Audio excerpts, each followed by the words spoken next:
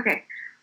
So third time's the charm, hopefully. Again, my name is Alina, and welcome to today's module, which will be a bit of a mix of everything. So we'll have mostly talked about basics of chairing, and I'll walk you through the modules that we'll be doing today. So first of all, I have with me today Hein, who's one of the other vice presidents alongside myself. And then we have two chairpersons who kindly decided to join us as well, which are Lazarus and Mohammed. The modules that we'll be doing today are on the EYP process. We'll be going through team building, committee work, and general assembly. Then we'll go through some chairing basics. So we'll discuss FIRO, how resolutions come to happen, energy management, stress management, and then also expectation management. Now, just to kind of introduce ourselves one more time, if you weren't there for the module on Tuesday, my name is Adina. I'm 22 years old and I come from Luxembourg, and I'm one of the vice presidents for Barcelona 2020. And I'm currently studying politics and IR in the UK, and I'm really enjoying it so far. But I'm currently in Luxembourg, quarantined with my family, and yeah, life is good. And I'm very excited to do this module today, and I'll pass the word on to Hein. Hey, so my name is Hein. I'm currently 17, but soon to be 18. I am still in high school, and I am quarantined in the Netherlands, where I live. And yeah, I'm also one of the VPs. So next up are the chairs to introduce themselves, I think.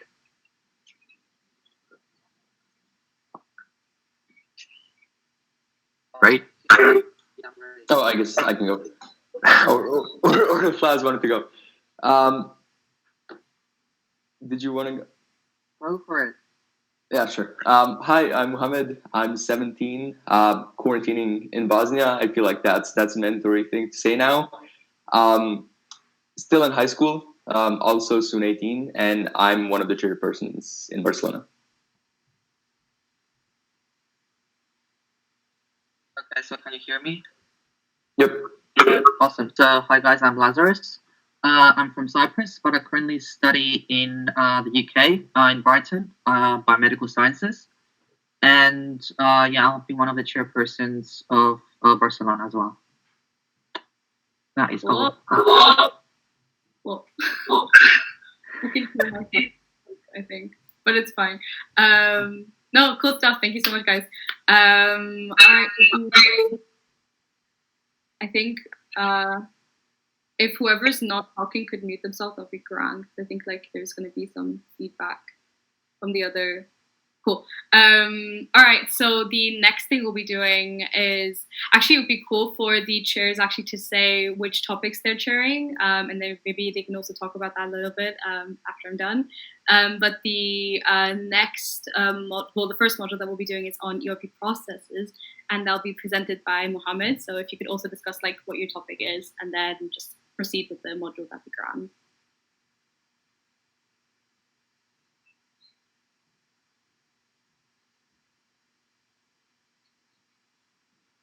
Yeah, one second. I'm trying to yeah, there we go. Cool. Okay. Hi again. I'm Mohammed. I'll be chairing Libe, which is basically tackling the unequal access to education in the EU, which kind of widens the gap between rich and poor. And we will be talking about the ways that can be solved, the effects that has on the population, and everything in between. My current module is EYP Process, so I'll be taking you through a few of the main parts of a standard EYP session. I'm guessing most people have some kind of EYP experience, but even for new people, it's really easy to kind of get a hang of it. So when you do first come into an EYP session, you will be greeted by general team building, which is there just to kind of get you that first EYP kick, kind of get you out of your comfort zone with a big group of people, do some basic energizers, do some basic team building games, all in a group so you can kind of feel that unity. And after that, most likely, your chairs will gather you to do the committee team building. So in the committee team building, we do go over a few phases that will be covered later. But basically, it is forming. It's the first stages of forming a committee of people who most likely haven't seen each other before into one really united group that will work together the day after and the day after and really get things done the way they're supposed to do it, and just be really friendly, be really talkative with each other, and have no kind of boundaries when it comes to communication. Just to so it's the committee team building is basically there to kind of form you into a really tight group that works perfectly. And after the team building, after the team building process, you are usually jumped into the phase of committee work, which is the academic part of the session, the most academic part of the session. And it's basically the time for every delegate to bring out all the information they know about the topic, formal, informal. It's just there to kind of go firstly, just briefly go over the topic, and then start to analyze it in detail, find what the main issues of the topics are, and then later try to find the best solutions to those issues. So depending on the chair, we all kind of pick a different structure to do when we do committee work. So, for example, you have more simpler structures for different sessions, and then you have kind of more complex structures for as advanced committee work.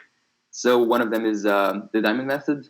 I won't go like too deep into it, but it's basically kind of tackling a main problem and then like looking at potential sub problems and then binding those into specific ICs, and doing the same when writing the OCs, getting that one main aim that you get into target points and then specific OCs. Also, the Disney method is one that you may have come across if you've been at previous EYP sessions. It is basically kind of 4 stations of brainstorming, selecting, developing, and phrasing. It really kind of brings you through the whole process of writing ICs and OCs. So at the beginning, you just kind of brainstorm your ideas, then you select which ones are the really valuable ones, which ones can be kind of modified, or which ones are not relevant. Then you develop those you selected as the most relevant to something more concrete and really kind of fine-tune them, which you eventually phrase into proper ICs or OCs. So you basically go into those 4 rounds and go in a circle. And later, I think one of my dear people here is holding a module on resolutions. So that is also a big part of the final thing, phrasing and getting that actual resolution. And the final part of EYP of a classic EYP session are the general assemblies, which is basically intercommittee debates. So it is, GA is not there for somebody to just attack your resolution. Yes, people do that, but it's really there. The main point of GA is just to get kind of constructive criticism and constructive feedback to see what could have been done better, where are the loopholes, and from the outside perspective of somebody, what could have been just done a little bit different. So you have position speeches, you have attack speeches, you have defense speeches. It is basically when you go up to that podium and you start talking about another committee. I highly encourage you to really try to be as constructive as you can and not really look to destroy their resolution, but really try to give them the best possible feedback and kind of help them in that way. And then later you will of course vote and debate. But also these are the standard EYP processes, but there's also more to a session. There you have, depending on the session, some sessions have Euro concert, some have Euro Village. Euro Village is basically all the delegations from that are attending a session. They bring some cultural items from their home country. So if somebody would come from Norway, they would bring their traditional food. They would bring something they find really traditional for their country. Same for Greece, same for Germany, and you basically get to experience all these cultures at a different level. The same thing for Euroconcert. Euroconcert is another part of EYP sessions that is kind of there to really kind of relax the delegates to a point. Euroconcert will really give you the opportunity to show off your talents. It is basically a big platform for you to sing, to dance, to do something that you're really good at, and show that to everyone else at the session. So it is really there to highlight what you can do, and gives you really a chance to be proud of yourself for something great. So that will be it for my module, and I will pass it on to the next person. Thank you for listening.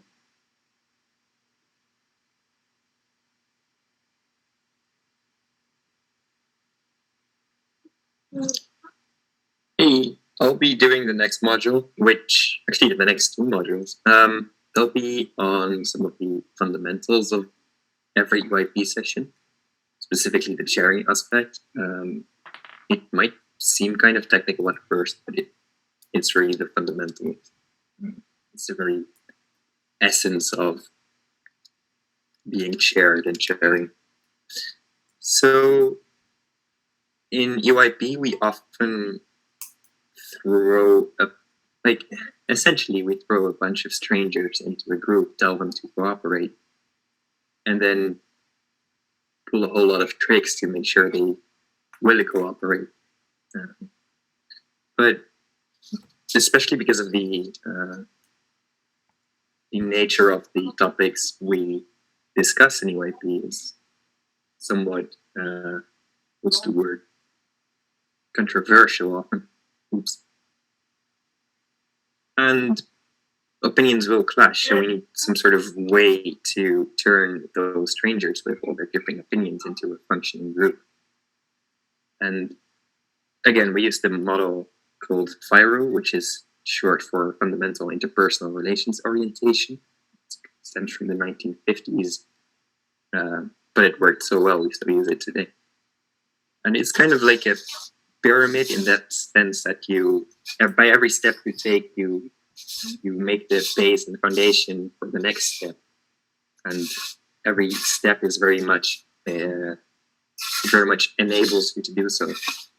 So the first one is I. It all begins with me, because I come into the committee room and I don't know anything there. All I know is I am here. I know my needs, my wants, my opinions, but I have no clue about anyone else or the collective of us. We probably, as delegates in the first stage, we would probably interact if the chair kind of forces us to do so, if we're playing games, but during coffee break, we probably won't really talk to each other because, well, I don't know you. The next one, which is one with the two, it's one step up from the pyramid. It's about politeness. Because after the ice has been broken and you, the delegate, have shown that there's no need to worry about the others. There's no. Everyone is kind because there's no reason not to be. And you slowly start growing an interest for each other. You might start talking to each other without external pressure. And this is very much achieved through icebreakers and team building. Often these are pretty spicy games that really throw you in the deep, but they do show you in the end that there's nothing to worry about and you're safe here and stuff like that. But you haven't really touched upon the topic yet. It also kind of establishes a norm within the committee. It establishes what is, well, a general atmosphere, really. The next one, which is the middle layer of the pyramid, is the conflict one. Because often once you kind of get the sensation that you are a very close group, because you already don't know the icebreakers, you can start to truly believe in that, although you have not at all tried solving conflicts or making clashing opinions work together. So even after you get this sense that everything is fine, you're ready to get to work, once you do get to work immediately, there often is conflict. People don't agree with each other, people don't really bring their critique well, and everything is kind of fake polite. And it is an obstacle for fruitful teamwork, because you need to have the courage to disagree. If you just think, oh, but everything is so nice, why would I disagree? I don't care. That doesn't really work towards getting a resolution that everyone agrees with. It doesn't make a resolution that works with everyone's opinion, which in the end is the goal. It also often your chairperson will let you do problem-solving game, like Abigail here, because Abigail is very much about speaking up for your own opinion, more so than actually talking politics, or coming up with things. And sometimes you see committees that solve Abigail in 5 minutes, and you might think, oh, that's good. You used to do like 45 minutes. But if Abigail only takes 5 minutes, your chair has something to worry about, because there's probably a lot of fake politeness, as we call honeymoon, wherein you have clashing opinions, you just don't voice it because you don't have the courage. And no es bueno. This stage is really essential for defining the roles within the committee as well, because generally in committees there's always some archetypes pretty much that you can establish. Some people might be a bit more pushy with their arguments. They might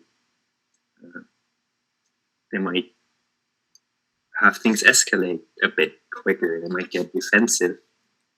Other people are shy. Other people say everything they think about. And then there's also people that rarely talk, but when they talk, their points are perfect and just the missing piece of the puzzle for the resolution. And this problem solving and communication that you're doing in this stage should really help establish everyone's position within the committee. It's not a hierarchical position, more of everyone's role within the position. Because a team needs, if a team consists of one person times 10, what's the point of having a team? You need different people to work together, put their strengths together. That's when you get the benefit of being a team. And this really helps with that. So the next step, and we're getting close to the actual committee work, we're doing the end of team building, is the we, where you start to think of us, or, well, if you were a delegate, it would be us, but you start to think of the group as an actual group, wherein you don't only feel the sense that you're having fun, and the sense of belonging, perhaps, but you also know that your opinion is heard, you know, that you're fine talking with them about the controversial thing. And it only fortifies the honeymoon. Meanwhile, conflict is, or it reestablishes the honeymoon, but this time properly. So you have found ways to cooperate efficiently, and delegates know each other, the rules are clear, you're ready to work pretty much. And to it's nice to, before you start actually working, to fortify this sense of being a group. And you have different games for them. You can have committee shouts and chants. You can have committee flag. You can do committee games wherein one committee plays a game against another game. But this is pretty much the end of team building. You have really built a team there. Then the last part of the FIRO cycle is, or it's not the last one, but it's the last one that's relevant for coming up with a resolution, is to do. It's working towards a product, towards a goal. It's about following norms you've established, making sure you don't do things that others don't tolerate, in the sense that you don't want to offend anyone, or, I mean, maybe you would, but you get the point. And to work in the way that you've already established in team building. And yeah, I mean, committee work is a different topic altogether. And then finally, which is important, I forgot to put it in the graph because I could only put 5 things, but there is a 6th one. It's especially for chairs, it's very important not to forget, although it often is kind of forgotten, which is the end of being a team or becoming a team. It's wrapping up and it's departure. The group gets dissolved eventually, everyone goes home, and the end is very clear. But because everyone's leaving, but it would be nice to not leave your delegates, as a chair, to not leave your delegates puzzled or overwhelmed by their emotions. They're still processing things. Because sessions, and especially the longer sessions like nationals or maybe even an IF or an IS, can be really intriguing and really, you will maybe need some time to process things. And there's even this phenomenon called post-EYP depression, where after a big session, you don't feel like doing anything for maybe a week or 2. Well, sometimes even 2. It's not, but it happens and it's a real thing. So as a chairperson, it's nice to finally kind of establish within the committee that it was fun, but this was it. But also to give some hope of, but there will be more sessions and we'll meet again, etc.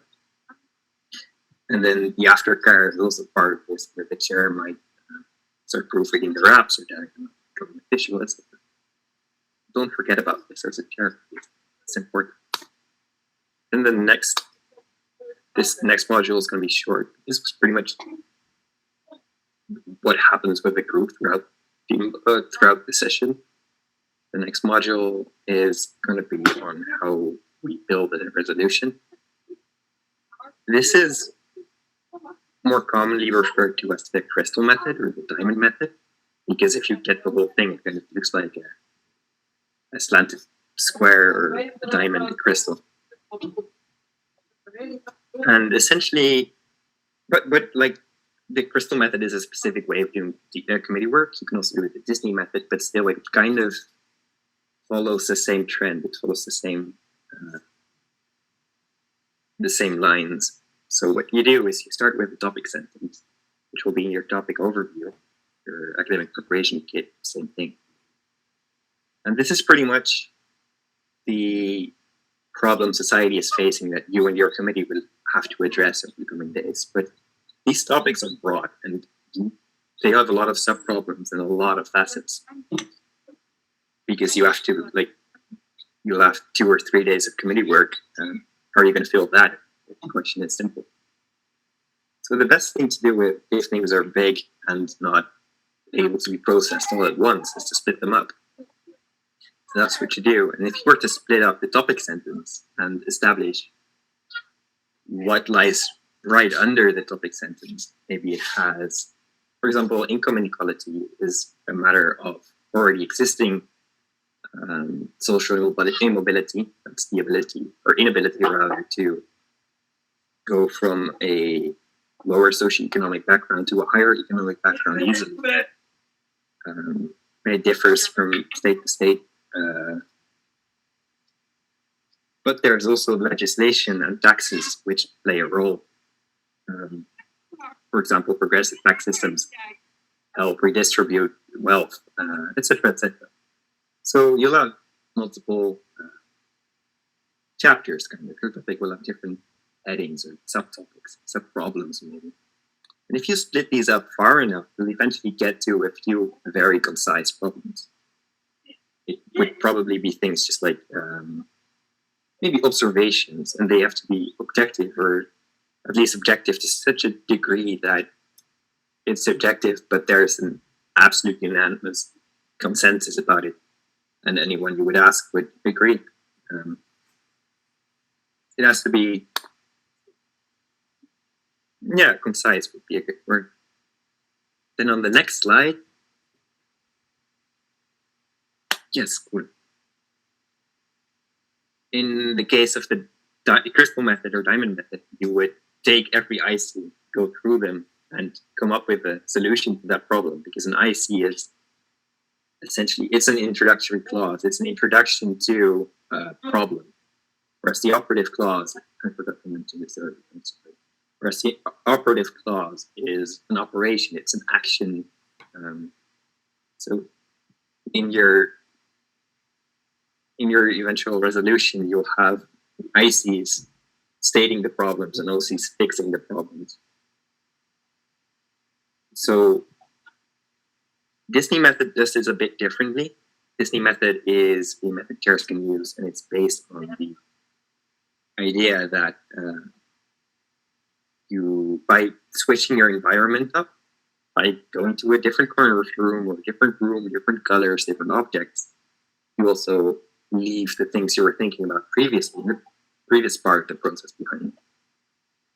So you have specific, you essentially clear all your prejudice, all the things you've already established in your head for the next step of coming up with an OC, which can be, it can be anything, really.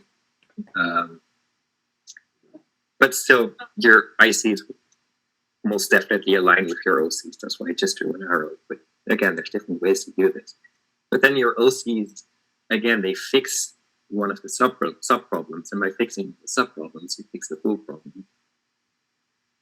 And then on the next slide, this is a small summary. And indeed, it kind of looks like a crystal. This is, I mean, it goes for resolutions, but it also goes for life in general, I guess. If things are big, you split them up and you fix them one by one. And then you get the big thing fixed.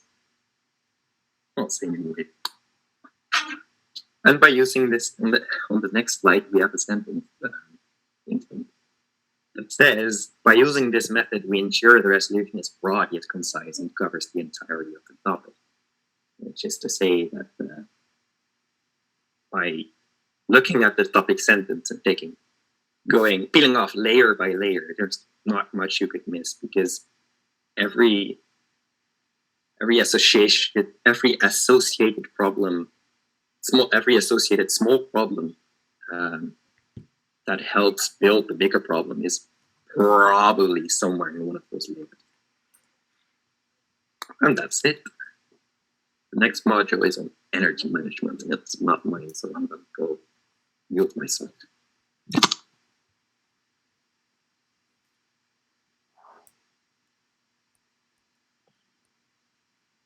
Okay, can you hear me?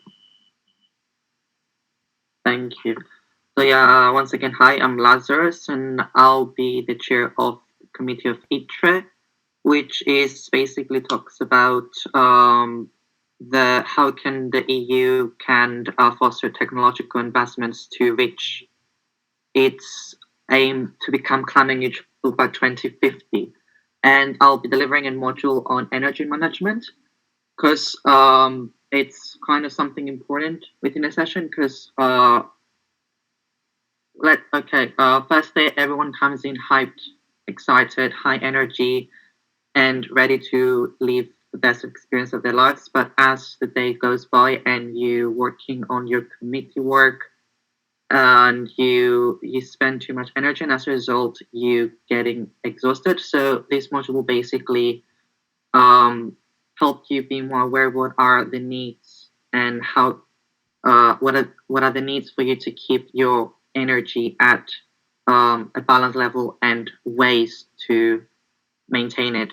So we'll be looking at the very simplified version um, um, of Maslow's hierarchy of needs, which basically covers three main needs that we as humans need to keep our energies in check.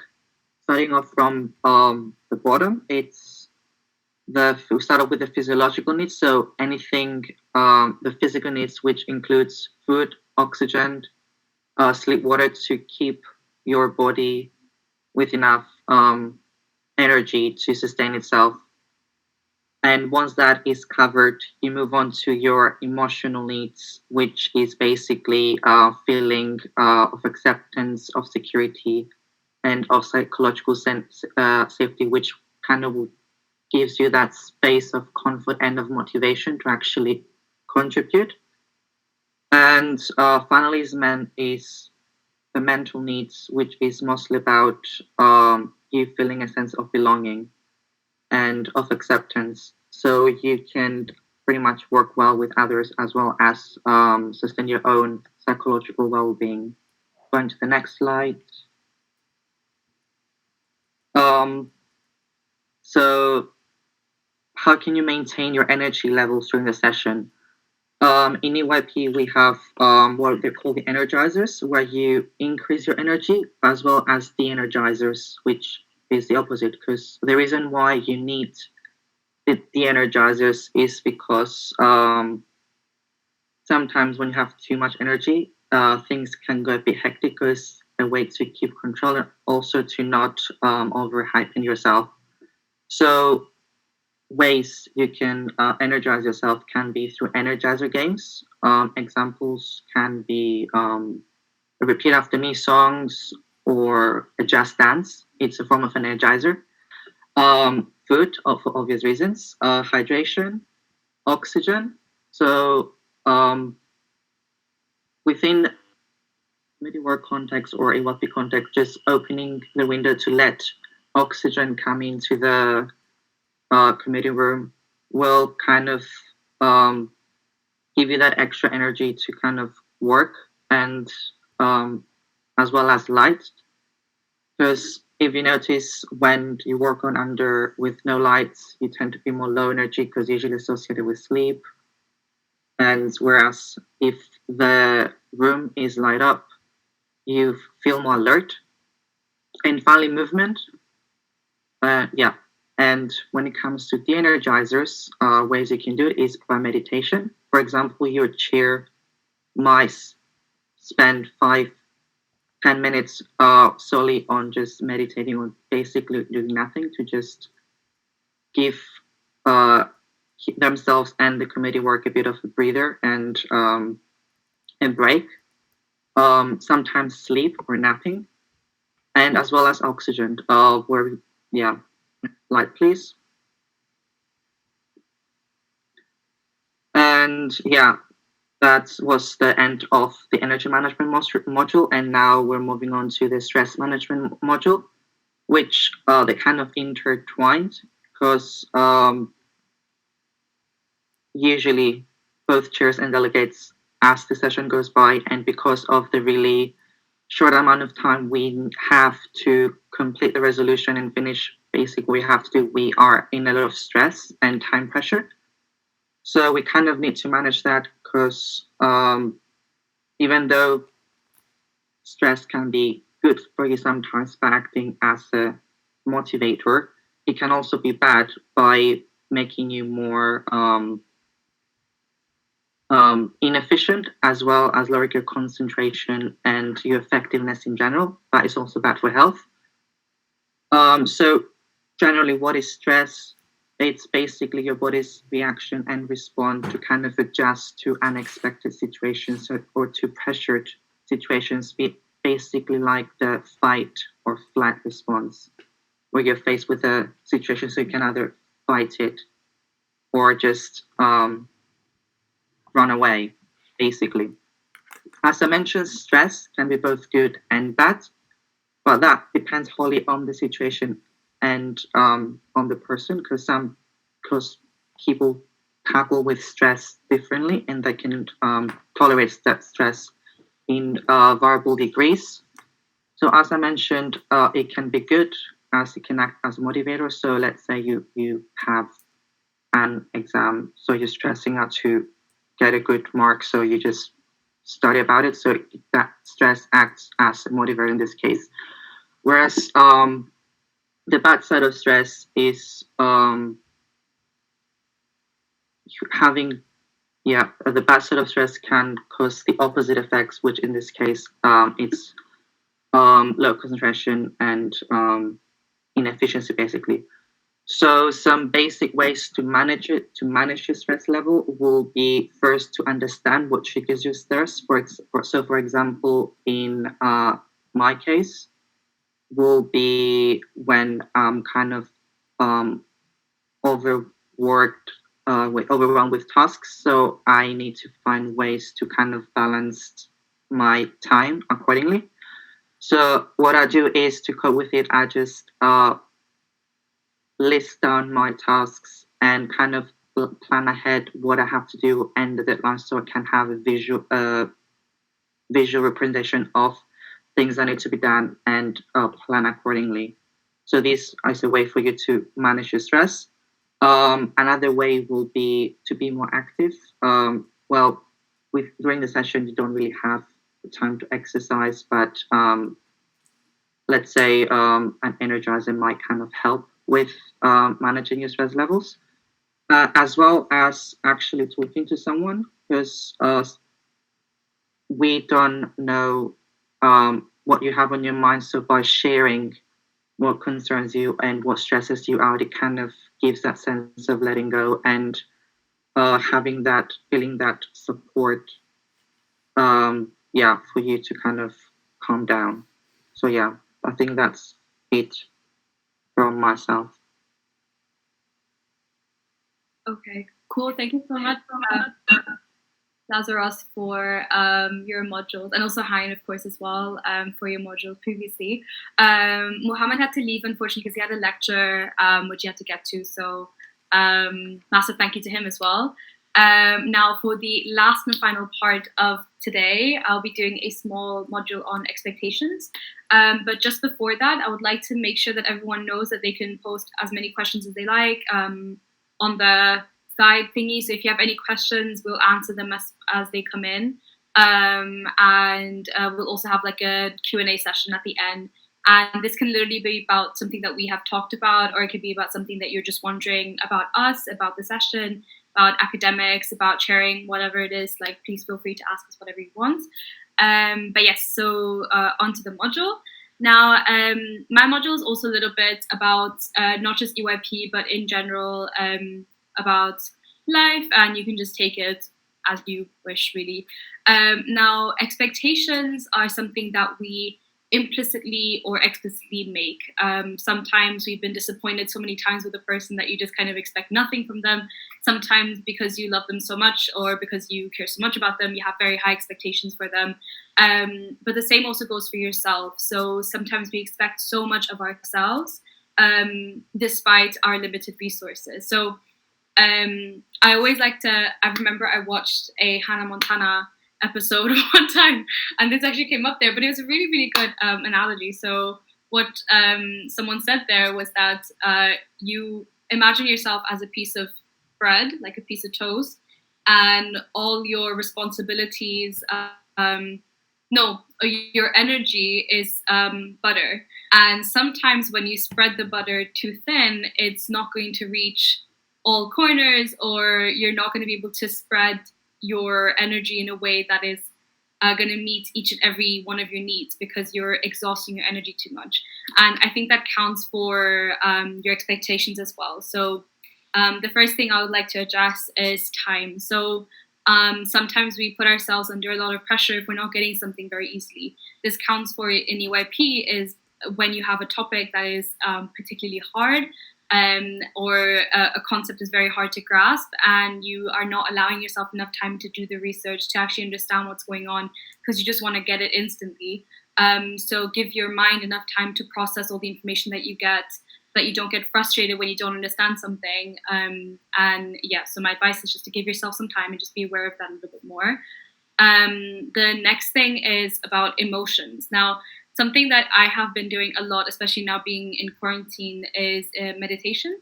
So in meditation, what they teach you is that you can think of your thoughts and your emotions as like cars that you're observing on the road. So they're just basically passing by, and you are your own self, and you are not associated with your emotions. So your being is separate from what you're feeling.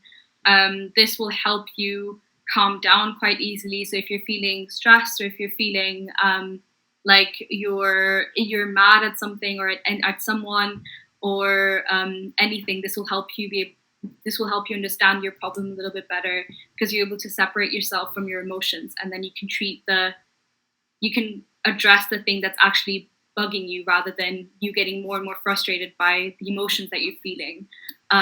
So yeah, that's my one tip on meditation if you guys want to practice that. And the next thing is about casting judgments. So again, sometimes we tend to cast judgments on ourselves that are much harsher than the judgments that we cast on others. So sometimes the way I speak about myself is very, very negative. And then I think, would I ever speak that way about my best friend? Like, I would never say those words to like one of my close friends, for instance. And the same thing goes to you as well. If you ever feel like you are in particularly negative about yourself, don't treat yourself in a way that you wouldn't treat another friend, for instance. So treat yourself like your best friend, essentially, is what I'm trying to say. And yeah, to help you manage your expectations of yourself, essentially. Because I think everyone should be a little bit kinder on themselves. Now, when it comes to managing expectations of others, communication. Now, communication is something that's super key, because again, not everyone can read your mind. No one can read your mind. You're the only one that can hear your thoughts. So if you're feeling a certain way, and you want the other person to know that you're feeling that certain way about someone, let them know. They couldn't tell that you're angry at them if you don't address it to them. So the way you should approach it is, you shouldn't obviously just go up to them and say, hey, you're pissing me off. Like, you shouldn't be aggressive. But once you've calmed yourself down, it's important for you to actually communicate your issues to them in a way that they won't be disrespected, for instance. The next thing I kind of want to sum up with is mirrors. So just like you have expectations of yourself, you can imagine that other people have expectations of you and of themselves as well. So you don't know what the other person is going through. You don't know what their background is. So this counts especially for in EYP when you are participating with that many people, and especially when it comes to working with organizers, for instance, like they have been working day in and day out, and if they are, if they speak in a louder tone at some point, that doesn't mean that they hate you. It just means that they have been working very hard, and if you're disrespecting them, they will get mad. So what I would like to say with that is that manage your expectations of others as well. Make sure that you feel that you are treating them kindly and the way you would like to be treated as well. And understand that when someone is not seeing your perspective, it doesn't have to do with, like, it doesn't have to be a personal issue. It can be literally related to something in their background, the way they were raised, the way they were brought up. So I think the more awareness you have of yourself, it helps you have more awareness of others as well, because you can literally place yourself in their shoes. So I think in general, like when you start to understand yourself better, you are able to understand others better as well. So you can actually communicate your issues and you can express yourself in a better way. I hope that's in some way clear for people.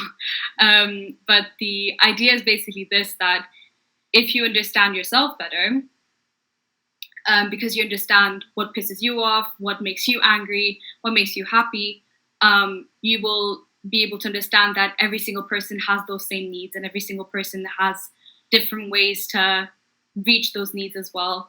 And I think your most important job, and if you want to be successful with talking to people and debating, etc., for you to understand where that person stands as well, and that they're just like you. They're also just trying to understand themselves. Yeah.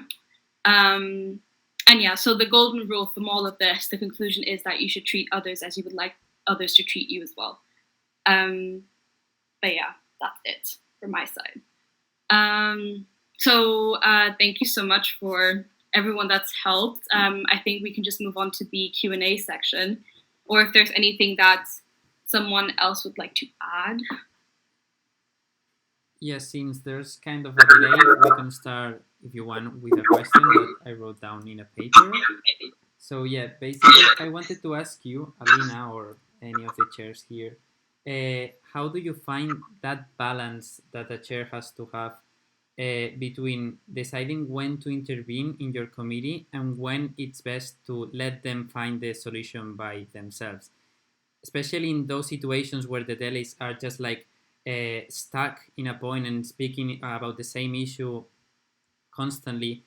Should the chair intervene and stop them, or just let them find the solution by themselves? That's a really good question. Shall I take this one? Yeah, sure, if you want to.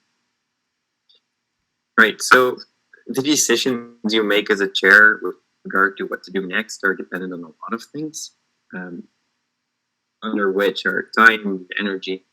That goes for all of them. So specifically for this question, it's important to kind of try to get a sense, try to just do your best guess at whether or not they'll make it to the actual conclusion, whether or not they'll find out. If you're asking something that is very far-fetched from your delegates, they might not find out in time.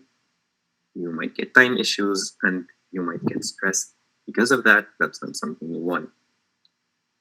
Then there's also, that should kind of speak for itself. It's really basic like that. And then there's also in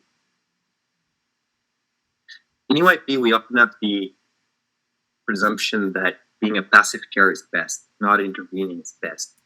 Yes. And not intervening can be nice, but it depends on the committee really, and there's no real good or bad in this. If you feel like things have been going slowly and you would like them to move quicker, then go ahead and intervene. Just try to keep things constructive. If you feel like there's plenty of time and they're doing well, and you would like to put them up to a challenge, then maybe don't intervene and see where things lead. If you don't know for sure what to do, you can always not intervene for now and just wait and see. Chairing is a lot of observing. It's a lot of just sitting back and seeing where things lead. Don't wait until last minute when things are about to escalate or have already escalated. That's not good for anyone's well-being. But you don't have to intervene immediately for everything. Postponing it can give a clearer image of what would be best suited. I think that covers the question. Does anyone have anything to add or new questions or something? I think it would be good for Laz to answer actually, because he is going to be a chairperson, so it'll be interesting to hear if he wants to answer. Oh, yes.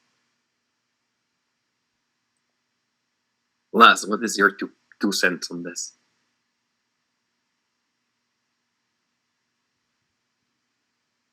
You're muted, babe. Yes, the audio is not working. Now it's good. Wait. No, that was you. No, I'm so sorry. But Laz, I think you're muted. Yes. Now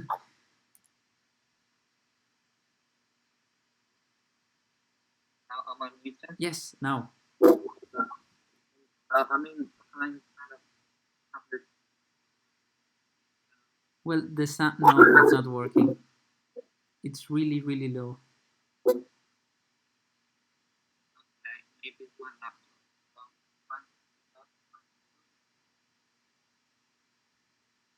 No. Better. Now I think better. Yes. I think it's better now. Okay. No. Every time you start to speak, we lose you completely. Yeah, I mean it's better, but I still can't hear you. Do you wanna you can write down your answer and then you can I can read it out for you if you want to. Yeah. Okay. In the meantime, I can answer as well. So in the past, honestly, it really depends on the size of the committee and the whether people are actually getting aggressive. Because for me, whenever I'm chairing, I think this is the most fun part of the whole debate when people are arguing and people are trying to make their point come across as much as possible. If there's literally a dead spot where no one is shifting on their opinion, then of course you should intervene. I think your job as the chairperson is to facilitate a fruitful discussion, not just a unfruitful discussion. So you need to make sure. I think there's an art to facilitation. So it's up to you to whether you want to respect that kind of an art form, and you want to make sure that the debate is flowing in the best way possible, and that's your job as a chairperson. This can it really depends on how much the chairperson wants to involve themselves. And again, like I said, it's an art form. You can involve yourself a lot by being very, very implicit, by basically forming the way the room is flowing, by creating an atmosphere, by playing music in the background to create a very chill atmosphere. So I think there's a lot of subliminal ways a chairperson can encourage an environment that the delegates don't even notice actually. So yeah, if it was me, I would intervene as soon as it's getting aggressive and people are getting super frustrated and the mood is basically being ruined. But if people are having fun debating, then I'm gonna let it go. It's fine. Nice. So yeah, I think Laz is still typing away. Yes, and we have a question also from Betty Riera. Mm-hmm.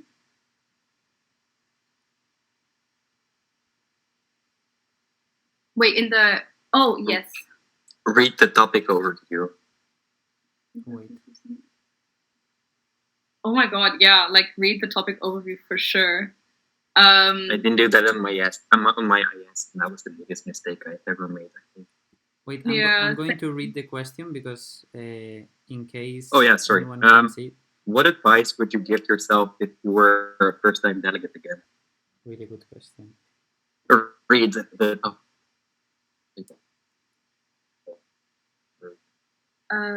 Yeah, so I'm just gonna I haven't forgotten about you, Laz. As soon as you're done, I'm gonna read out the thing that you wrote for the first question. But for the next question, if I had to give myself advice as a first-time delegate, was to actually do something academically. I was very academically, I remember as a first-time delegate, I didn't do anything. I felt like I didn't care. And I didn't really know what I was getting myself into in the first place because my friend just told me to join. And that's about it. And that's when I started to realize oh, this is actually interesting and the topics are interesting. And I wish I would have actually done the research. I wish I would have actually worked with, because it seems so daunting to me and I think a lot of people have that as well, is that as soon as something seems too hard, I ignore it and I just pretend like it's not a problem. So my topic, remember my very first topic, it was regulations of the day. As soon as I heard regulation, do anything, I did feel I need to slip my intention on that any regrets. I want to be able to say that I have 0 regrets by the end of the session. Okay, I think we lost you a little bit during the explanation. And you are both, Laz and you are kind of freeze right now. Mm. Yes, Still? Yes, I don't know if Laz already wrote down the. Oh, we have it now. Ah, yes. Yeah. Should you want me to read it out, or should it be someone? You can read it. Yeah, go ahead. Oh, should I go for it? Wait, no. The reason why, because it's Oh, like, yeah. you know, we can. I mean, Okay. Yeah. basically, sorry, I like go for it. Okay, so basically, both guys anyways covered most of it.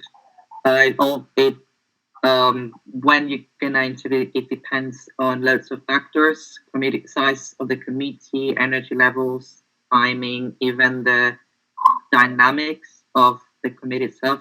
In other words, how well they work together does play a role.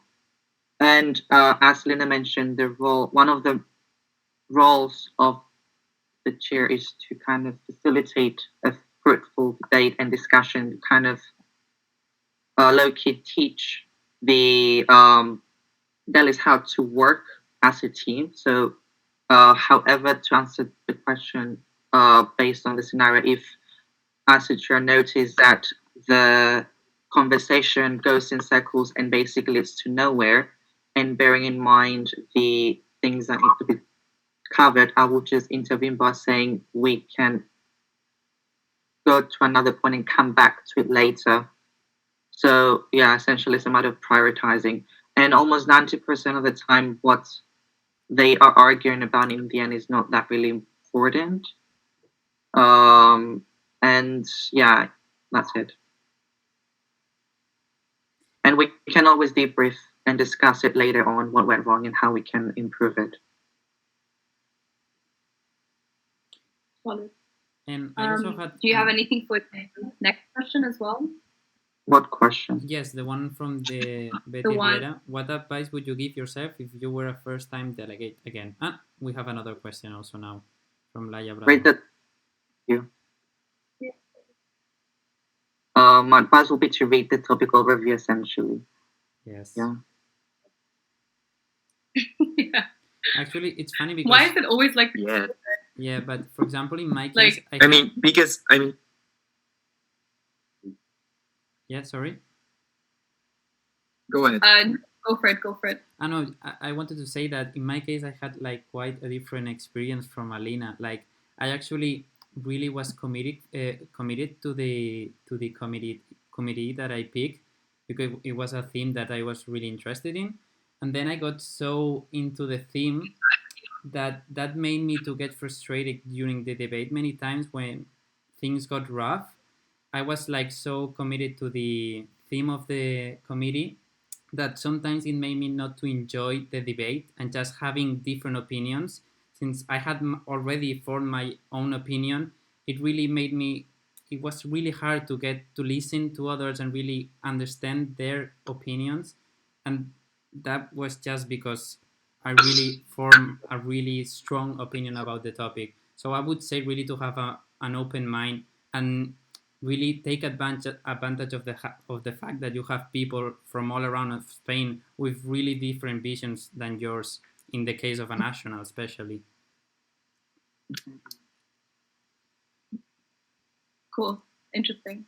Yeah, and I think what I said about read the topic overview, I think it, on a more serious note, it kind of links with what Alina said, because at least for me at my first session ever, my regionals, I did not read the topic overview. So as soon as the debate started, I was already at a disadvantage and I got behind the debate. I didn't really follow what it was about very well. At which point I kind of gave up on the academics eventually, and went more for the fun part of the session, which it's important to have fun, but at least to me, being able to contribute to the academia, to the active discussion, really it's an important and fun part of the session to me. Missing out on that in my first session was kind of sad. So. Okay, we also have a really, really good question from Laia Bravo. I can read it. It says, how would you advise a delegate to manage stress during the session and does not know very well how to manage it? Really, really good question. Wait, sorry. Yeah, Lars, do you want to take this one because it was your module actually? Yeah. Can you repeat that? Okay. That again, it depends on the person and how well they can deal with the stress. Personally, how I deal with it, I just usually talk to someone, because talking to someone and kind of sharing your concern and stress and why you're stressed kind of gives you that sense of letting go, as well as possibly get advice from that person on how you can deal with it. And also, you don't feel alone, because usually stress plus not sharing it equals to a sense of hopelessness, basically, at least for me. Now, during the session, I would say just you can share with your chair. That's what because as a chairperson, I make sure to make my delegates feel comfortable sharing their concerns so I can support them the best way I can. Because by not communicating their concerns, I cannot support them essentially or help them as much as I could. And it was something that I experienced as a chair when I did at a regional session. My delis had some personal concerns and I felt anxious about thinking that, and as a result, they reacted in ways that didn't reflect their actual personality. So what I did is just basically told them straight away, I'm here to support you, so just basically share to me what's going on, so I can basically be here for you. It doesn't have to be like full on detail, just say, I don't know, I just need help. What can I do? Yeah, I don't know if that covered your question. What do you think, Alina Hines? Well, can I go first? It's really short. Yeah, go for it. Like literally one sentence. For me, when I felt stressed, it was probably because I didn't agree with someone or people didn't agree with each other. It got tense and I got stressed. And I felt mostly overwhelmed. At which point, mark your boundaries. Tell your chairperson you feel overwhelmed and that you would like to take a small break. Take a walk for 5 or 10 minutes. Maybe take a nap if it's a very big session and you're exhausted. But you're not alone. People are looking out for you. And if you need some space, then you need some space. And don't depress that because it will just accumulate and it gets worse. That's it. Yeah, I agree with everything that Lars and Hein have said. I, as a delegate, used to get super anxious because I was very nervous about public speaking. And I definitely relate to, delegate stress in general.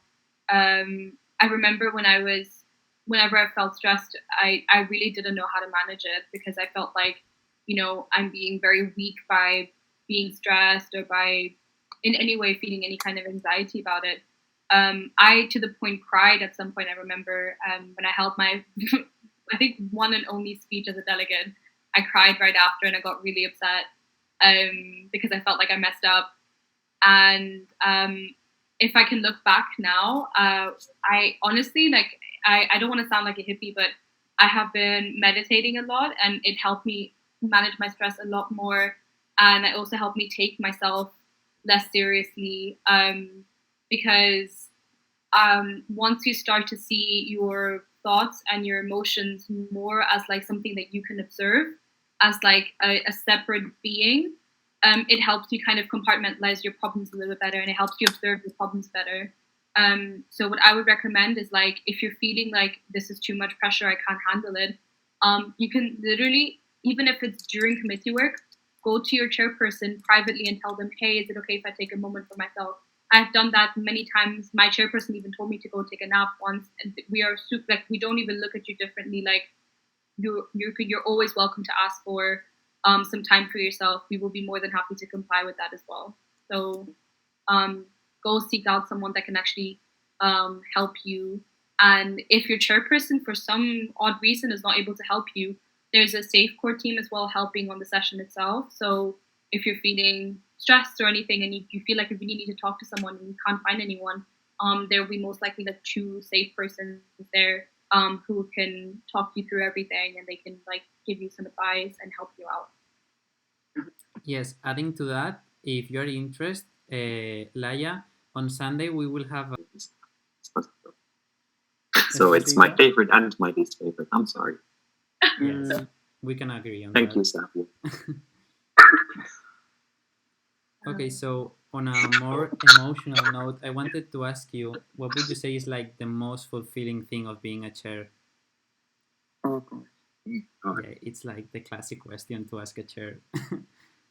Yeah. I mean, the entire process of chairing is fulfilling. Every single bit of it, really.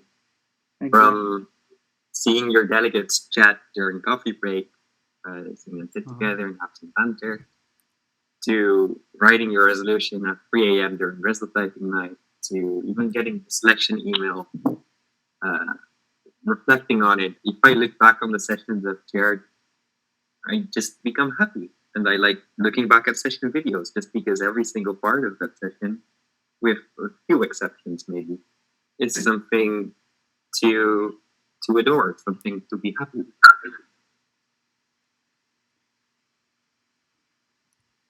Love you too, Savia.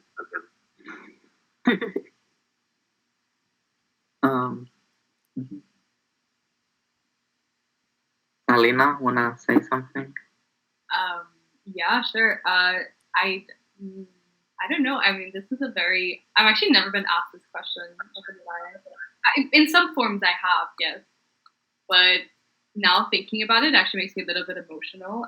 Chairing has always been my favorite role, by far. Like above anything I've done in EYP. It's always been chairing has been my favorite role because of like it's really because of how close you get to your delegates. And if I had one quick answer, it would be my delegates. Like it really becomes like a little family. They care so much about you. Like like my last chairing experience, like all the delegates, they were like they shocked me. Like they were such intelligent kids, and they clearly were so dedicated. Like it made me feel so bad because I felt like an inadequate chairperson for them. But they were fantastic kids, and I had so much respect for them. And it's honestly the surprise, like how much they surprised me, that made me reevaluate how much I thought I knew about EYP and how much I thought I knew as myself as a chairperson. So yeah, it's the delegates. I think that's the most fulfilling thing. Yeah. Me as well. Similarly to Alina, it's for me. It's again all about the delegates because I kind of see them as my kind of babies, where I just take care of them and kind of see them grow from a bunch of strangers to like a really like a team where they're actually working together, and that kind of growth and transformation is not just short period of time. For me, it's just not just mind blowing, but also emotionally satisfying. Because I get the sense of pride of they're growing, yeah, they're becoming independent in their own way. True, and especially when you see them coming back and you're coaching or doing again, that just makes it even better because you can see, like from the time you met them, from the time you first met them till when you met them again, you see that huge transformation, and you just feel like you actually contributed to it in your own way. And yeah, for me, it's kind of satisfying. Okay, that was really, really nice, really emotional. So I would say there's nothing else to add. I think that's the perfect ending to a module about sharing, the getting the emotions going. And Oh yeah. yeah, and basically, that being said, I just want to thank you for this amazing module. I think you've done an amazing job explaining one of the hardest things that you can explain, that is basically managing people. I don't know, like it's really hard, and somehow you managed to explain it. And just seeing the passion that you put in sharing is something really